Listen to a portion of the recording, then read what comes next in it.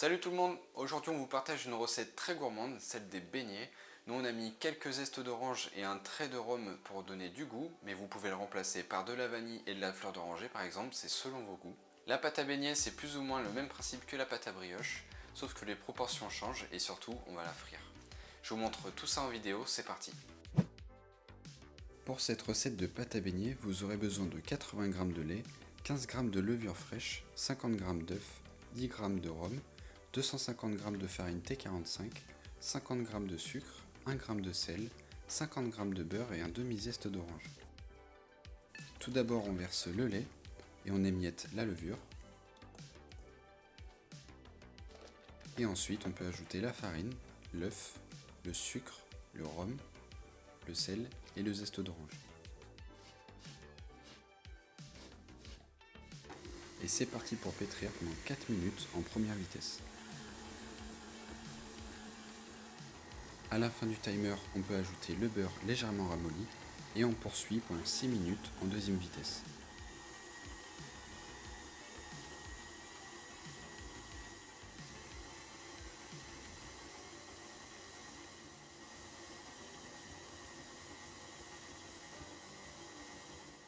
Notre pâte est bien pétrie, on peut maintenant la bouler et la placer dans un cul de poule couvert d'un film alimentaire.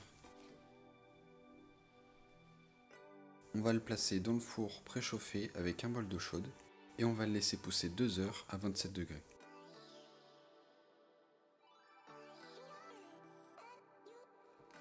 Notre pâte a bien gonflé, on peut maintenant la dégazer et la placer sur notre plan de travail légèrement fariné pour pouvoir l'étaler.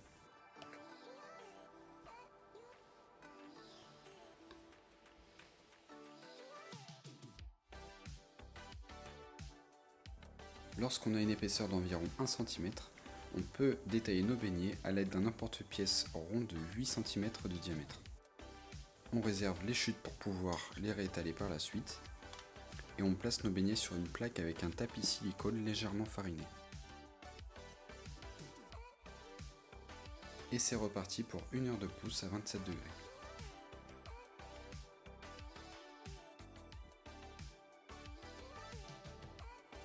On fait préchauffer notre huile à 180 degrés. Et on peut faire frire nos beignets pendant 3 minutes en les retournant souvent pour qu'ils aient une forme bien ronde.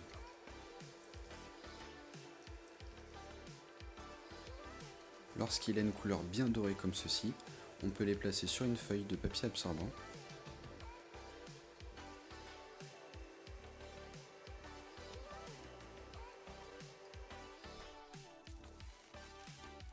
Ils sont beaux, bien moelleux et légèrement croustillants à l'extérieur.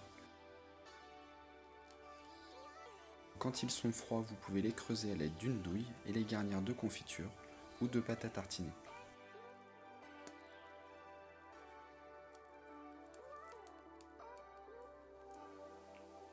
J'espère que vous allez tester la recette et que vous allez vous régaler.